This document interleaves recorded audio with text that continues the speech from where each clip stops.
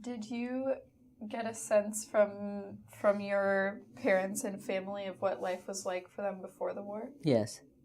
Well, they came after the war, but they came after the First World War.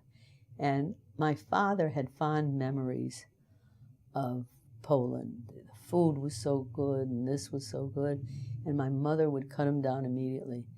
She said, it was terrible for Jews. She says, if Gentiles walked on the street, you had to get into the gutter part.